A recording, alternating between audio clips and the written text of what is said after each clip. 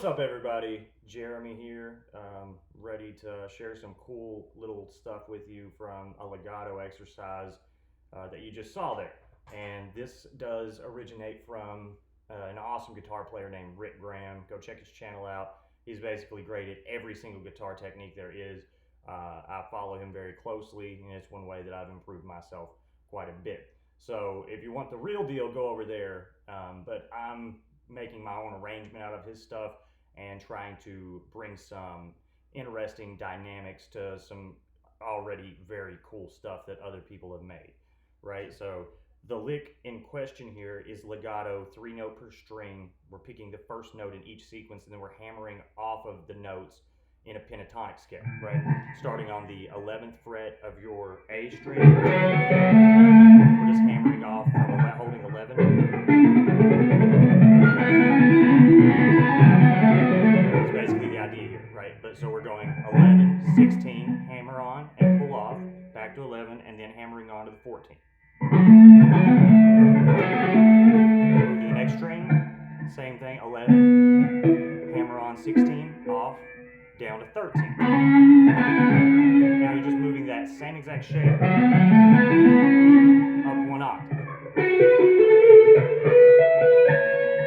There's a little shift there because you're moving to the B string, so you got to shift up 1 position.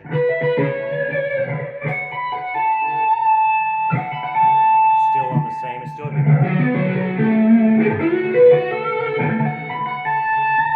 right? So now is the tricky part. Now you shift up after that line to the 19th fret.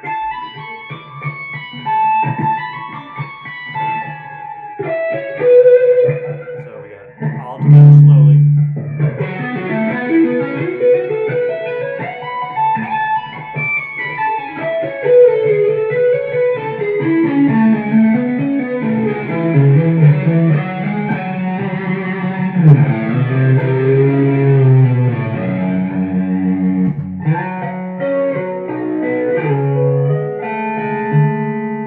And then the rest of that arrangement I did is just some cool chords that I felt like were appropriate.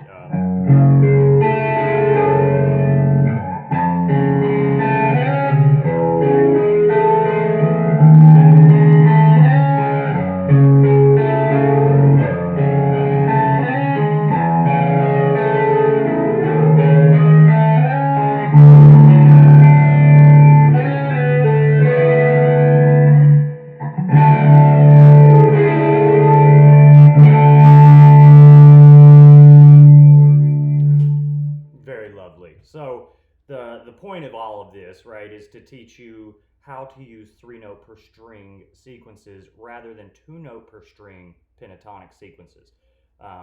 So a great example of that in this exact same scale would be instead of going,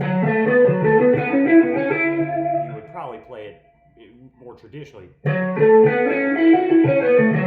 right? But the problem with that is it really limits your perspective and thinking on how these notes can be used in more interesting patterns and ways, right? You certainly would be hard to go if you were doing that all 2 note per string.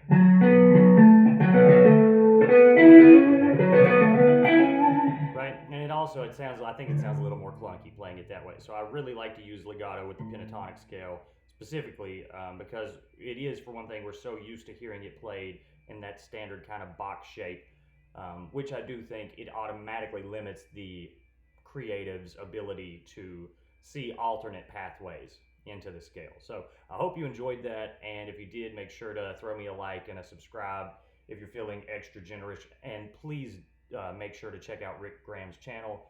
He is one of my favorite guitar players on earth, and he has taught me very many useful things. So I hope that you'll check him out as well.